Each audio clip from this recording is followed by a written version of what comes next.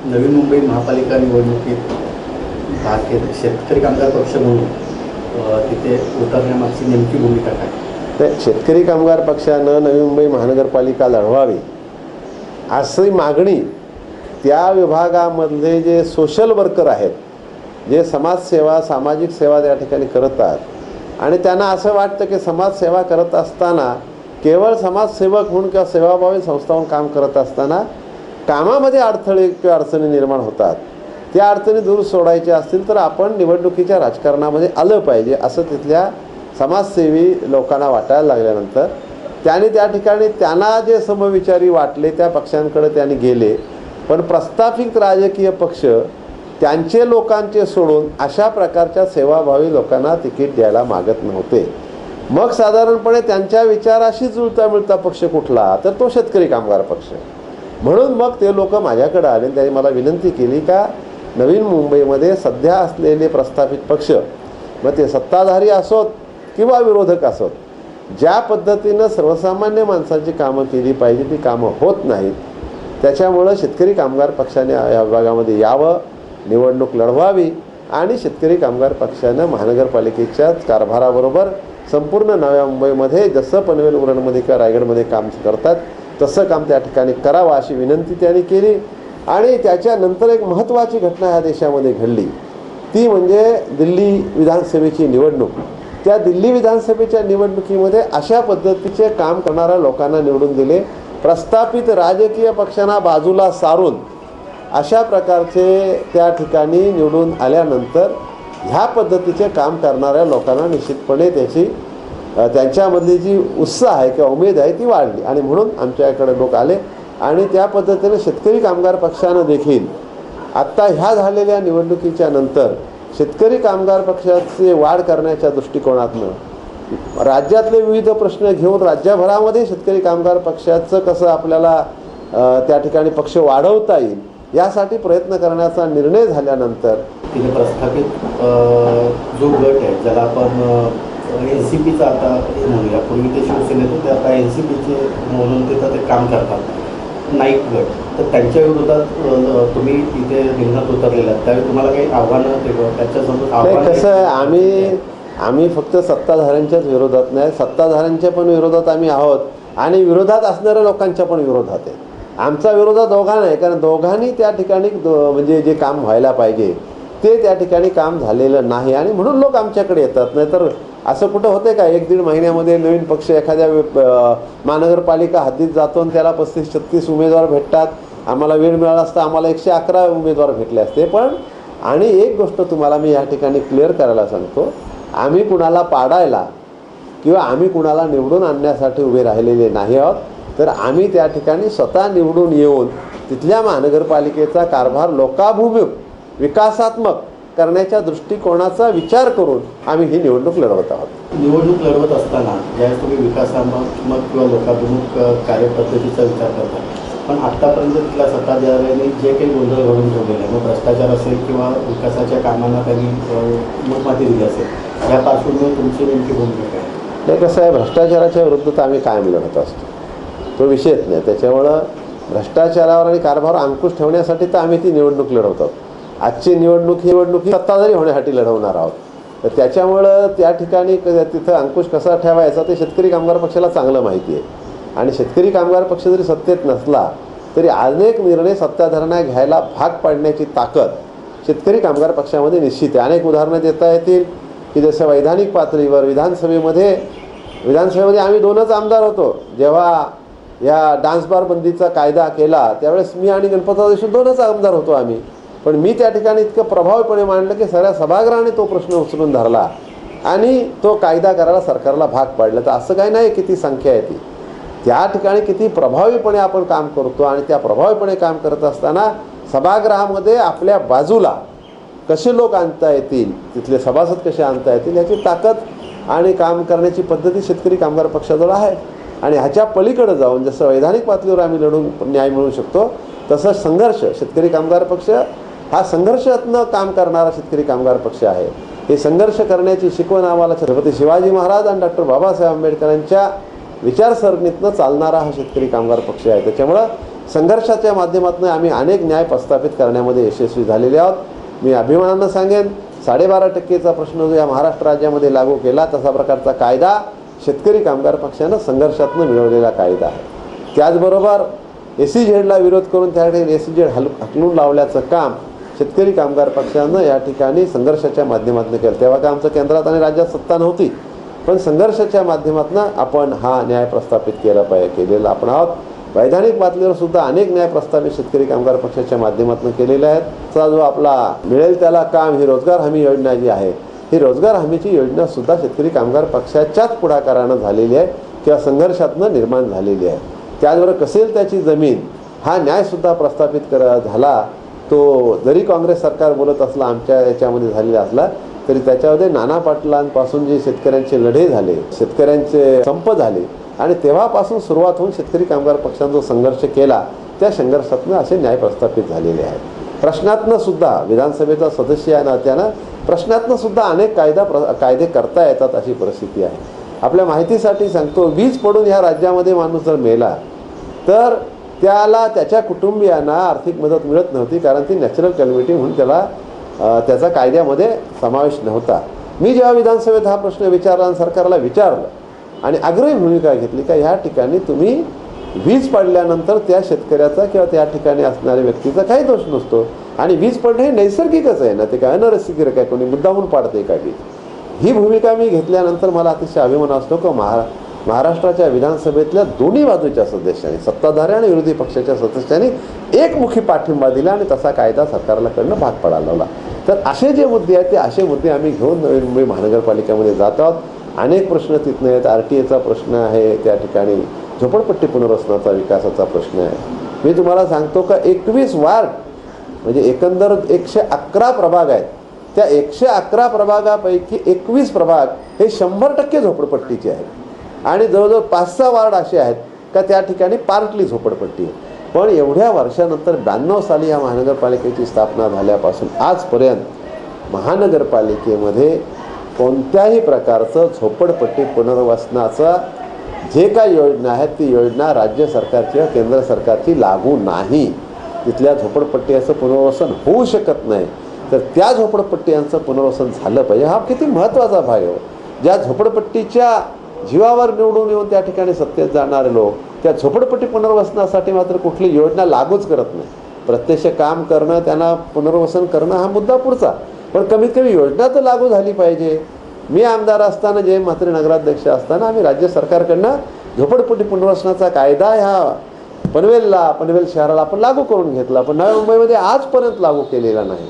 हे प्रश्न आहे। CCTVचा प्रश्न आहे। आज आपण जर बघतो का जे गुन्हे घडतात, जे गुन्हेगारी प्रवृत्तीचे लोक आहेत त्याची उकल करायची असेल, त्याचा शोध लावायचा असेल तर पोलीस सर्वात पहिला कशाचा आधार घेतात तर CCTV फुटेजचा आधार घेतात। तर CCTV ही शहरात लागले पाहिजेत। नवी मुंबई महानगरपालिकेने फार थोड्या ठिकाणी त्या ठिकाणी लावलेले आहेत, पण पनवेलमध्ये, खारघर, कामोठा, कलमोलीमध्ये आमच्या ताब्यात ज्या ग्रामपंचायती आहेत त्या ग्रामपंचायतीच्या माध्यमातून आम्ही त्या ठिकाणी 100% CCTV बसवून पोलिसांच्या कामामध्ये जेवढं सहकार्य करता येईल ते आम्ही केलेलं आहे। हे असे जे प्रश्न आहेत हे प्रश्न सोडवले पाहिजेत। शिक्षणाचा प्रश्न आहे। महानगरपालिकेच्या शाळेतनं चांगल्या प्रकारचं शिक्षण मिळालं पाहिजे। आज महानगरपालिकेच्या शाळांमध्ये नवी मुंबईमध्ये पट चांगला आहे, पण त्या ठिकाणी जर शिक्षण चांगलं नसेल तर त्या विद्यार्थ्यांचं निश्चितपणे नुकसान होणार आहे। कारण नवी मुंबईतल्या ज्या मोठ्या शाळा आहेत त्या शाळांमधले पट चांगला आहे म्हणजे काय, लोकांना पर्याय नाही। महानगरपालिकेच्या शाळेत घालण्यापेक्षा लोकांना दुसरा पर्यायच नाही, कारण मोठ्या शाळेत घालावं, खाजगी शाळेत घालावं, तिथली फी आणि डोनेशन परवडणारी नाही, मग करणार काय, मुलांना कुठेतरी शिकवलंच पाहिजे। म्हणून महानगरपालिकेच्या शाळेतल्या त्या महानगरपालिकेतल्या शाळेचा शैक्षणिक दर्जा उंचावण्यासाठी महानगरपालिकेच्या माध्यमातून जे काम व्हायला पाहिजे होतं ते अजिबात झालेलं नाही। आणि हे असे बरेचसे मुद्दे आहेत जो आमचा डाव्या पक्षाचा कमान समान कार्यक्रम ज्याला आम्ही म्हणतो तशा प्रकारचा कमान समान कार्यक्रम हा त्या ठिकाणी राबवलेला नाही। तो राबवण्याच्या दृष्टिकोनातून आम्ही निश्चितपणे प्रयत्न करणार आहोत। आपल्या ज्या विकासाच्या संकल्पना आहेत हे सगळ्या अस्तित्वात आणण्यासाठी किंवा मूर्तस्वरूपात आणण्यासाठी आपण ज्या जागा लढवत आहे आणि तिथे असलेल्या 111 जागा आणि आपण लढवत आहे फक्त 36 जागा, तर हे जे गणित आहे निवडणूक निकालानंतरचं असणारी वस्तुस्थिती ह्याचं तुम्ही नाही, मी ह्या प्रश्नाचं तुमचं उत्तर आधीच दिलेलं आहे. काय सभागृहामध्ये किती सदस्य असतील त्याला महत्त्व नाही, ते सदस्य कशा पद्धतीनं काम करतात हे महत्त्वाचं आहे.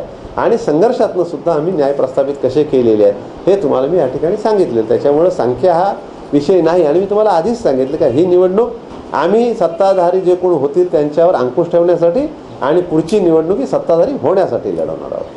शिवसेनेमध्ये गटातटाचं राजकारण आहे, भारतीय जनता पक्षामध्ये गटातटाचं राजकारण आहे.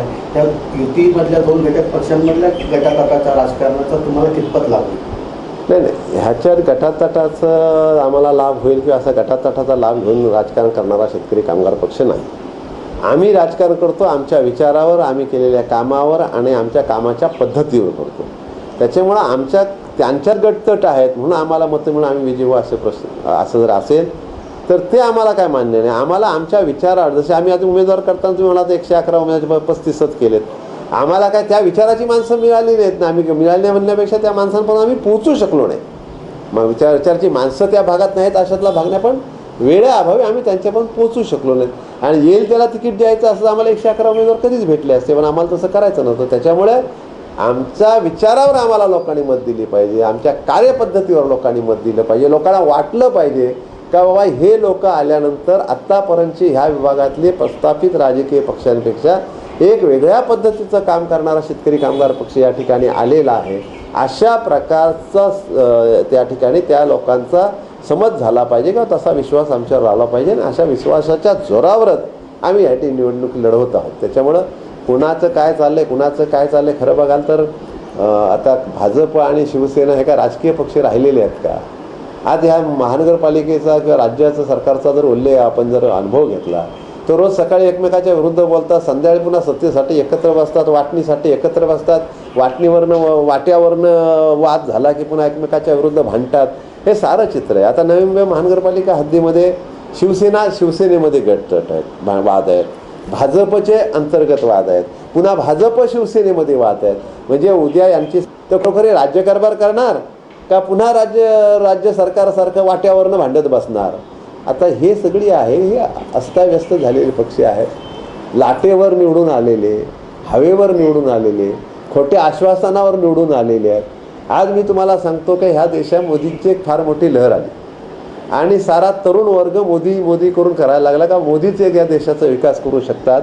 हे काँग्रेसने केलेला भ्रष्टाचार, काँग्रेसने विकासाला व्यवस्थित न केलेलं काम या सगळ्याचा जो इम्पॅक्ट झाला होता आणि ह्याच्या बदल्यात कोणीतरी असायला पाहिजे म्हणून मोदींचं नेतृत्व त्या ठिकाणी केलं. आणि ह्या देशातल्या, राज्यातल्या तर देशातल्या विशेष करून तरुण वर्गाने सुशिक्षित लोकांना असं वाटायचं का मोदी या देशाचं काहीतरी करते. पण आपण ज्या सोशल मीडियाच्या माध्यमातून या तरुण वर्गानं मोदींचा प्रचार केला किंवा मोदी कसे योग्य आहेत असं सोशल मीडियाच्या माध्यमातून संपूर्ण प्रचार केला, तीच तरुण वर्ग त्याच सोशल मीडियामधनं आज काय बोलतंय, 1 एप्रिलला एप्रिल फूल असं नाव न देता हा 1 एप्रिल हा मोदी दिवस साजरा करावा अशा प्रकारचं तीच तरुणाई, तीच लोक आज सोशल मीडियाच्या माध्यमातून तशा प्रकारचा प्रचार करतोय. त्याच्यामुळं खोटी आश्वासनं देऊन खोटी दिशाभूल करून राजकारण चालत नसतं. त्याचा प्रत्यय आता ह्या महानगरपालिकेच्या निवडणुकीमध्ये आल्याशिवाय राहणार नाही असं मला वाटतं. मी झोपडपट्टी पुनर्वसनाचा विषय हाती घेतला होता, त्या विषयावर तुम्ही बोला. राज्य सरकारनं की ज्या अनधिकृत झोपडपट्ट्या आहेत त्या झोपडपट्ट्या नियमित करण्याचा निर्णय घेतला. हा ॲक्च्युली 2 महापालिकेच्या निवडणुका डोळ्यासमोर ठेवून घेतलेला निर्णय आहे. त्याचा लाभ त्यांना होईल का त्याचा तोटा? काय राज्य सरकारने निर्णय काय घेतला, पण राज्य सरकारने पहिल्यांदा ती योजना ह्या महानगरपालिकेला लागू तर केली पाहिजे. राज्य सरकारच्या आणि केंद्र शासनाच्या झोपडपट्टी पुनर्वसनाच्या अनेक योजना आहेत आणि त्या योजना दर 2-4 वर्षांनी त्याच्यामध्ये सुधारणा होत असते. पहिल्यांदा 200 स्क्वेअर फुटाचं घर होतं, मग 250 झालं, मग 300 झालं, आता 350 झालं, आता काय 450 झालं आहे. त्याच्यामध्ये मग त्याच्यातला झोपडपट्टी धारकाचा पार्ट किती, राज्य सरकारचा किती, लोकल बॉडीचा किती, हे सगळे नियम बदलत असतात. पण ज्या योजना आहेत त्या योजना त्या महानगरपालिकेमध्ये हद्दीमध्ये राबवल्या जाव्यात अशा प्रकारचं कुठलाही राज्य सरकारचा केंद्र सरकारचा निर्णय नाही. आणि ह्या महानगरपालिकेने तसा प्रयत्न देखील केला. ते सांगतात आम्ही आता प्रपोजल पाठवलेलं आहे आणि अमुक पाठवलं आहे, पण ह्या योजना तिथं लागू झालेली नाहीत. त्याच्यामुळे तो प्रश्न या ठिकाणी येणार. आणि दुसरा एक महत्त्वाचा प्रश्न आहे, इतर शहरांचा भाग वेगळा आहे. इतर शहरं ही फार पूर्वीपासून, कोणाला 150 वर्ष आली, कोणाला 200 वर्ष झालीत, अशी शहरं पूर्वीपासूनची शहरं आहेत. नवीन मुंबई हे काय पूर्वीसारखं शहर नाही, हे अमेरिकेसारखं आहे. हे नवीन मुंबई हे 70 सालापासून वाढवलं, म्हणजे नियोजित शहर आहे. आता ते नियोजित शहरामध्ये झोपडपट्टी झालीच कशी हा प्रश्न आहे ना. जर तुम्ही नियोजित शहरं वसवता तर त्या ठिकाणी झोपडपट्टी झाली कशी, हे सुद्धा अपयश आहे ना महानगरपालिकेचं, राज्य सरकारचं. तर त्या दृष्टिकोनातून झोपडपट्टी पुनर्वसनाचा मुद्दा शेवटी आता झालेली आहे. त्याच्यामुळे त्यांचं पुनर्वसन झालं पाहिजे अशी मागणी शेतकरी कामगार पक्षाची निश्चितपणे आहे. कारण झोपडपट्टीत काय कोणी आनंदाने राहायला जात नाही. हो, झोपडपट्टीत लोक राहतात ते नाविलाज राहतात, त्यांना काय वाटत टॉवरमध्ये राहावं म्हणून. तर त्या ठिकाणी त्यांचं असणारं आर्थिक उत्पन्न लक्षात घेता त्यांना झोपडपट्टीत राहिल्याशिवाय पर्याय राहत नाही. शेतकरी कामगार पक्ष पहिल्यांदाच नवी मुंबई महापालिकेत निवडणूक करत असताना प्रचाराची एक वेगळी यंत्रणा, जी 19वी यंत्रणा म्हणून तुम्ही वापरत आणली, त्या यंत्रणेच्या संदर्भामध्ये वेगळी चर्चा चालू आहे नवी मुंबईमध्ये की बाबा शेतकरी कामगार पक्ष या ठिकाणी आला, जो कामगारांचा किंवा याचा विचार करणारा पक्ष, चळवळीतला पक्ष, पण इथे उतरताना मात्र त्यांनी सगळ्या सोशल मीडियाचा वापर मोठ्या प्रमाणावर करून एक वातावरण निर्मिती केलेली आहे. याचा कितपत लागू शकतो? ते कसं आहे, परिस्थिती बदलत आहे. त्या परिस्थितीप्रमाणे सर्वांनीच बदलायला पाहिजे व राजकीय पक्षांनी पण बदलायला पाहिजे. आता हायटेक प्रचार यंत्रणा आल्यास त्याचासुद्धा वापर शेतकरी कामगार पक्षाने केला पाहिजे, तसा निर्णय आम्ही घेतला. आणि मला अतिशय अभिमान वाटतो की ह्या हायटेक प्रचार यंत्रणा फक्त शेतकरी कामगार पक्षानंच प्रभावीपणे राबवलेली आहे, अन्य कुठल्याही पक्षाने एवढ्या प्रभावीपणे त्या ठिकाणी राबवलेली नाही. आणि त्याच्यामुळे लोकांचा एक चांगल्या प्रकारचा प्रतिसाद आम्हाला मिळतो आहे. लोकांपर्यंत ह्या मीडियाच्या माध्यमातून आम्ही कोण आणि काय आहोत हे पोचवण्यामध्ये आम्ही त्या ठिकाणी निश्चितपणे यशस्वी झालेलो आहोत. गेल्या 8-15 दिवसात जे काही सर्वे त्या ठिकाणी झाले, निवडणूक पूर्व सर्वे, त्याच्यामध्ये अंदाज असा आहे की कुठल्याही एका पक्षाला पूर्ण बहुमत मिळणार नाही. ज्यावेळी त्रिशंकू परिस्थिती महापालिकेत निर्माण होईल त्यावेळी आपल्या हातात जे काही संख्याबळ असेल त्याचा विचार करता आपण कोणती भूमिका घेणार? नाही, आमची भूमिका शेतकरी कामगार पक्षाची स्पष्ट आहे का आम्ही किमान समान कार्यक्रम राबवणार आहेत. मी मगाचपासून तुम्हाला तेच सांगतो. आम्ही नवी मुंबईत गेलो, मागणीनुसार गेलो, आमचा विचार कार्यपद्धती घेऊन गेलो.